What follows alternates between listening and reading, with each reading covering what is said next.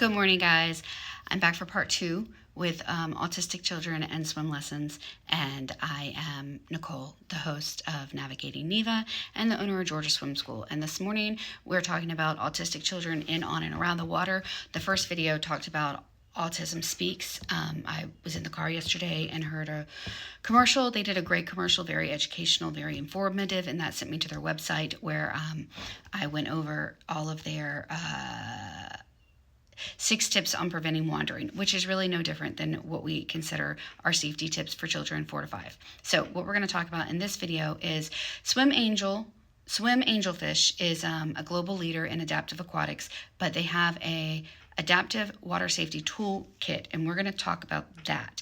So they give great information. It says what's included in the kit: rituals and routines, monitor and intervene, rescue and equipment, and adaptive swim skills. So the first thing that they talk about is our rituals and our routine, and they say ask at home for a bathtub. So teach your children to verbally ask, and I'm going to take this a step further, and I'm going to emphasize or re-emphasize that when you're in, on, and around the water, or at the pool, or at the beach, or at the river, children love the water. And if you don't love the water, that's okay, but it's like a deprivation tank. It's a decompression chamber. It's relaxing, it's soothing, and they like to go under the water. That's just where they want to be. So trying to fight against that to keep them up isn't where they feel safe. It's not where they want to be. They want to be under the water, even if they don't know how to swim.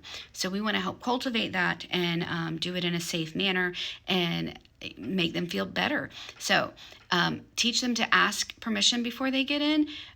And this applies to all bodies of water, but also the bathtub. If they want to get in the bathtub, let them tell you somehow. Take side and provide a prompt. Okay, so you have a swimmer, hold the wall while repeating the sentence.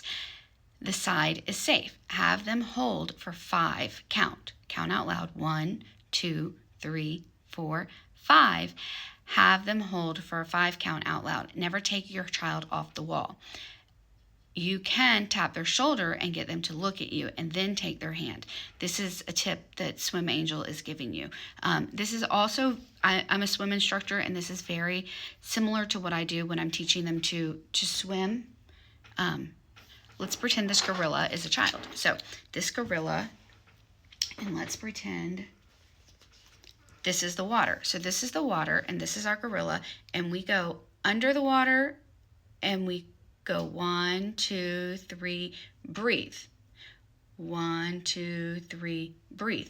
So they love to count, and they love to be under, and they'll stay under, but you want to get them into the habit of so the counting on the wall for a rest, the counting while swimming, all very good things. Equipment use should not become a routine. Use equipment when needed, like a life jacket, but be sure to have structured swim time without floaties. So these children need to understand their center of they need to understand their level of buoyancy, which is different for every human being. It's based on our buoyancy, our bone density, and women and men change. Children to babies are different, adults to elderly are different, and they need to get comfortable with their own. If we keep them in a floaty all the time because of our fear, then we're robbing them of learning their own level of floating. So no.